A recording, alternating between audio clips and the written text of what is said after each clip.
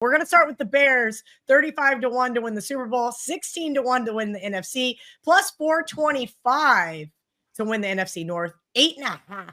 Teddy, this has been a bet of mine, I think 6 or 7 years in a row. Just bet the Bears under blindly. I think Jay Cutler hurt me 1 year, and that was about it. That was the last time I lost a Bears under. Talk to me about this team. Is John Hoagland, our social media manager, going to be disappointed once again? So this is the best division in football. The Bears are the weakest team in this division, and the Bears can make the playoffs. All right. There is all kinds of upside for every team in this division. And again, you look at the starting point, you're absolutely right. Last year, they were lined as a 9-win team. They finished 5-12. The year before, lined at 7.5-win team. They finished 7-10. 2022, a 6.5-win team. They finished 3-14. 2021, they are a 7.5-win team, and they finished 6-11. Under. They push in 2020. 2019, 8-8 is a 9-win team, under there as well. Last year, 4.5 yards per play on offense. That ranked number 32 in the NFL, dead last offensively for Chicago. Defense wasn't much better, 5.9 yards per play allowed on defense. That's number 30. So the offense stunk, the defense stunk. Kurt, Matt Eberflus is gone. Bye-bye. Don't let the door hit you in the ass on the way out. Ben Johnson is a guy we like. Certainly as an offensive mind, as a creative offensive mind, what the Lions have done the last few years under Johnson has been remarkable. And Johnson had his choice of jobs. This is the one he wanted. So he wanted to work with Caleb Williams. You bring in a new OC, Declan Doyle, the new DC, Dennis Allen, and Dennis Allen is fine as a DC. Last year, they were +8 in turnovers. That was actually the worst in the division. The NFC North was a +12, a +12, a +9, and a +8. So the +8 was worst. They allowed an NFL high 68 sacks a season ago. And of course, Allen, 23 years as an NFL coach. So what'd they do in the offseason? They revamped the offensive line. They revamped the defensive line. You got 3 new linemen coming in. Drew Dahlman is the center. Grady Jarrett comes in at defensive tackle. Davo Odenbengo comes in at defensive end. When we talk about, they brought in Montez Sweat last year. They get Jonah Jackson from the Rams. They get Joe Thuney from the Chiefs. They had 4 picks in the first 62 overall. They got a real talent infusion. Colston Loveland has a potential to be an impact tight end. Luther Burden can make plays from Missouri downfield, and then offensive line and defensive line help. So a team that was notably weak in the trenches has spent a boatload of resources to fix their weakness in the trenches. Now you have a creative offensive mind. You have a quarterback who's off his rookie season. I get it. It's a new offense, a new OC, but we like the look of Chicago. And in terms of a team that has been consistently underachieving, maybe they do again this year, but Ben Johnson certainly has the potential, and this team certainly has the talent to be a lot better than they were a year ago. They deserve to be lined as a 500-level squad. The NFC North faces the NFC East and the AFC North. NFC East, 2 good teams, 2 not so good teams, maybe. I don't know how you phrase it. It depends on how good Dallas is. The Giants certainly won't be good. The AFC North is a tough division. 3 extra games for Chicago: the Raiders, the Saints, and the 49ers. Now, one negative for their schedule, they don't get any visits from warm weather teams to the cold weather site. Last time a warm weather team comes is October 19th. So from a we can use Soldier Field to our advantage standpoint, it's not really going to work that way this year for Chicago. That being said, on paper, this team fixed their biggest weaknesses and hired a head coach who appears to be competent. So those are certainly 2 signs that point in the right direction for the Chicago Bears in 2025. Let's go on to the front runner of the NFC North, the Detroit Lions, 10-1 to win the Super Bowl, plus 475 to win the NFC, plus 140 to win the division. Another team lined at 10.5. Talk about that trend that you spoke about last week. Teams over, I think it was 10.5 wins, or it was double-digit wins, please. Sure. And my old friend, who I haven't talked to in probably 20 years, Gary Collard, actually sent me a note on X. You can follow me on X, Teddy_covers. Sent me a note. He's like, you can't mix the 17 win seasons with the 17 game seasons with the 16 game seasons. And I agreed with him in a sense. That being said, this is mixing the 17 game seasons and the 16 game seasons. But since 2015, is Ralph Michaels' numbers at Cal Sports LV on X. The teams that are aligned at 10 or more wins, 16, 28 with 7 pushes. That's 16 cashes on overs in 51 tries. They tend to have been pretty negative bets. And it's the same story with the lowest totals. The win totals of 5.5 or lower, only 7 cashes on overs in 22 tries. So the teams like the Cleveland Browns at the very lowest end of the spectrum, the prevailing trend is under, and the teams like Detroit at the highest end of the spectrum, the prevailing trend is under as well. It's the teams in the middle of the pack that you've been making money betting overs with, not the teams at the very top or the very bottom. That being said, those numbers are at least modestly flawed just because we're talking about mixing 16 and 17 game seasons. When it comes to Detroit this year, and let me just scroll back down to my Lions notes, so I'll babble for a second. There we go. Last year, 2024, lined at 10.5 wins, they finished 15-2, fly over the total. 2023, lined at 9.5 wins, 12-5, fly over the total. 2022, lined at 6 wins, they finished 9-8, fly over the total. And that, of course, came after felt like 2 decades of unders for Detroit. But certainly the Dan Campbell era has been, a complete change of pace for any Lions fans. That franchise has been awful for the better part of the last, since Barry Sanders retired. And that has not been the case in the Dan Campbell era. Again, 2021, 3-13, 2020, 5-11, 2019, 3-12. And I can go back 20 more years before that. Struggle. They were +9 in turnovers last year. That was top 10 turnover margin. We'd expect that. And again, when a team has a real positive turnover margin or a real negative turnover margin, you expect that to revert to the mean in general. Although when you have a good quarterback or you have a defense that's going to create havoc, you don't necessarily expect that to revert to the mean. But the bigger margins you do. They were number 2 in the NFL yards per play offensively, 6.3 yards per player, tied for number 2. Number 29 in the NFL in yards per play defensively. You have 5.8 yards per play. And that had everything to do with the injuries on the defensive side of the football that doomed them in the postseason. Obviously, when Washington came and lit them up at Ford Field in Detroit. Campbell's back for his 5th season on the job. John Morton, new offense coordinator. Kelvin Shepard, new defense coordinator. That's certainly worth noting. Campbell's had the same coordinators. Now he has 2 new coordinators. Morton was the offensive coordinator for the Raiders and the Jets. Neither stint lasted long or was very good. He did help design an offense for Jared Goff in 2021. He's been the passing game coordinator in Denver over the last 2 seasons. Now, last year, by September, they were down 13 players on their defense, including their top 3 pass rushers and their top 3 cornerbacks. Aaron Glenn, he tried to load up on blitzes to cover up the missing edge rushers. It didn't work, obviously, when all was said and done. This year, just about everybody that got hurt is back. The only departing starter on the defensive side of the football is just one, Carlton Davis. And he got replaced by DJ Reed, who I think is at least a lateral move. It might even be an upgrade in that regard. They re-signed Marcus Davenport, they re-signed Derek Barnes.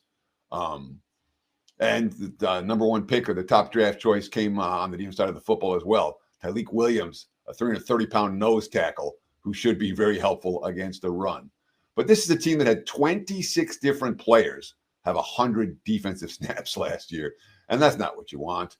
Since 2007, only 2 teams have had more players for at least 100 snaps and had a winning record. The 23 Steelers and the 22 Detroit Lions. They've been doing this the last couple of years. But the defense allowed 30+ 4 times in the last 6 games. They had 6 starters out. They still finished number 1 in the NFL in third down defense and allowed the 2nd lowest completion percentage to opposing quarterback.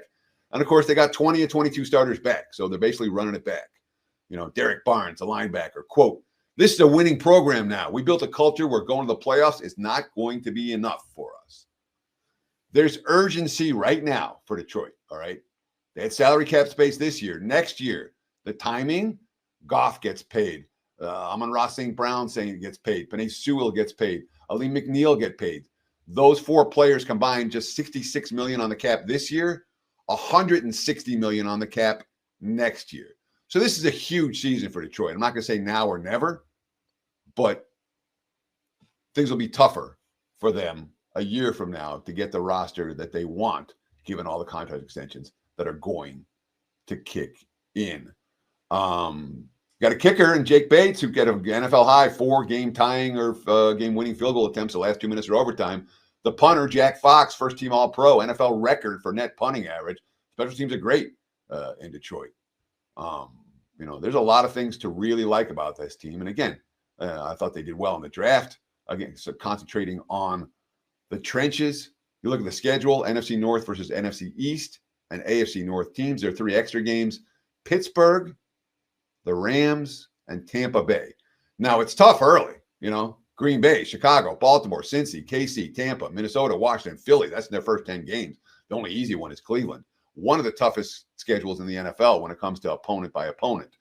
But when it comes to net rest advantage, Lions have break after break. Week 2, they get the Bears off Monday Night Football. Week 5, they get the Bengals who are off Monday Night Football. Week 6, they get the Chiefs who are off Monday Night Football. So short weeks in each of them. Week 9, they're off a bye. They play the Vikings who are not off a bye. Week 11, they play the Eagles who are off a Monday Night Football game. Week 15, Lions play on Thursday, week 14. So they have extra time. They play the Rams who don't have extra time. Week 16, they play Pittsburgh who's off Monday Night Football. Another advantage, Detroit. Week 18, Lions played off a mini bye. They play earlier because of the Christmas holiday. They got the Bears who are not off of that mini bye. So literally week 2, 5, 6, 9, 11, 15, 16, and 18, the Lions have a rest edge. That's 8 different games. That's meaningful for this better, especially for a team that has the urgency that Detroit does in 2025. They're not going to have the same roster next year at this time. I'm not going to say now or never, but it would behoove the Lions to make their run this year. There'll be issues when it comes to salary cap situations and having to jettison players a year from now at this time. We're just talking to Jave Cash here in the comment section, and he and I both like the Packers. Obviously, you mentioned this is the toughest division in sports.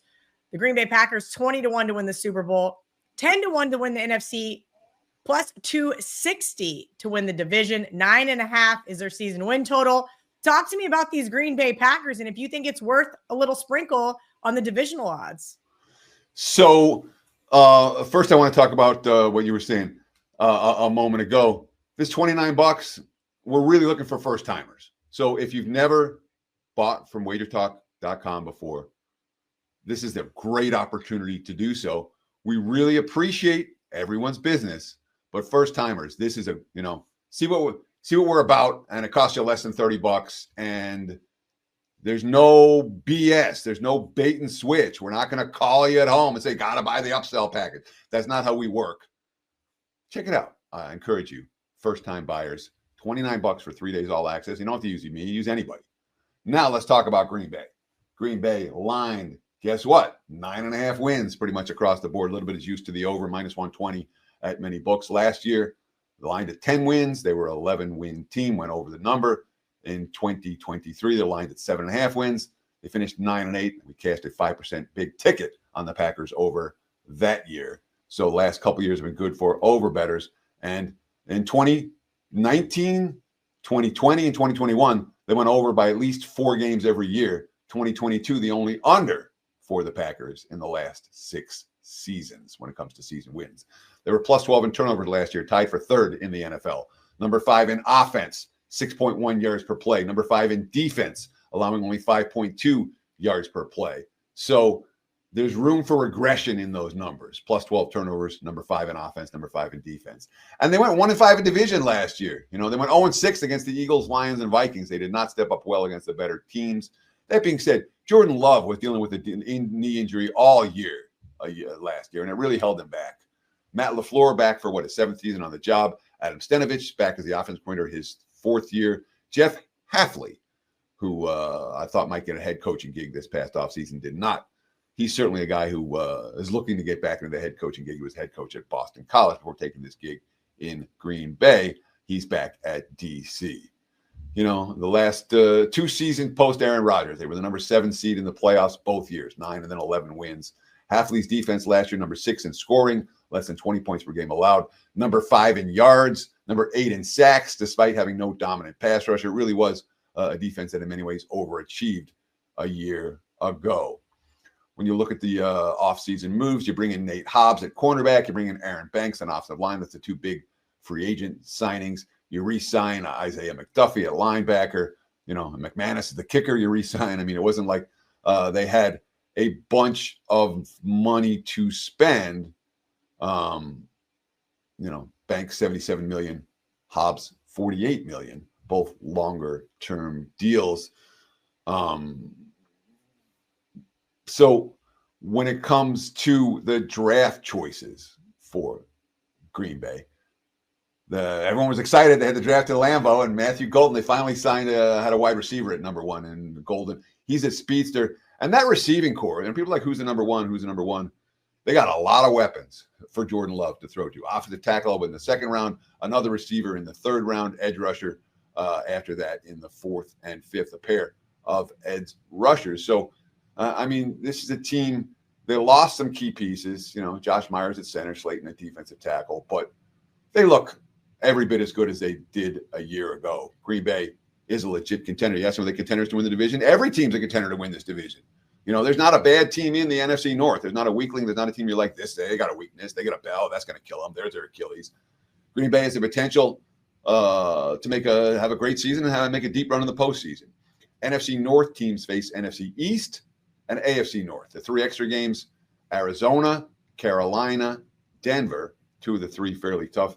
They have 4 night games the first 10 weeks. The NFL is showcasing this team. They don't mind if Green Bay ends up being a solid squad once again. And frankly, they look pretty good on paper. Let's talk about the last team here, and that is the Minnesota Vikings. Teddy, this was one of my favorite teams to bet on when Coach Zimmer was there. And I thought, oh boy, that is going to be a problem with Kevin O'Connell, but he did not miss a beat. 11-5-1 against the spread last year, actually, for this Vikings team. Currently 30-1 to win the Super Bowl. 8.5 juice to the over, -145 regular season wins. We got about 8-9 minutes left in the show. Give me your breakdown on the Vikings. Yeah, so the 8.5, if you shop around, you can find a lot better than -145 on the Vikings over. That's the DK number. I was looking at Westgate. They're 15 cents lower than that, and some books are even lower than that. So the line itself, 8.5, is not, there's no variance on that I've seen. But juice-wise, there's always variance at this time of the year from book to book. Again, that's a big advantage of putting out the win report early. Once you get into August, it's pretty much every book's going to be painted with the same number, and that's not the case necessarily in June and into July. So this is a team, again, lined 8.5 wins. Last year, they were lined at 7 wins. They finished 14-3. The +7, I believe, was the highest differential between where a team was lined and how they finished. I'll see, it's hard to finish. It's hard to cash your win total by 7, going over by 7, with over or under. But Minnesota was able to do that last year. Of course, the year before, they went 7-10. 8.5 win team. They were lined as 8.5 win teams. That was when Kirk Cousins played 8 games, and then Nick Mullins, and then Josh Dobbs, and there were QB issues.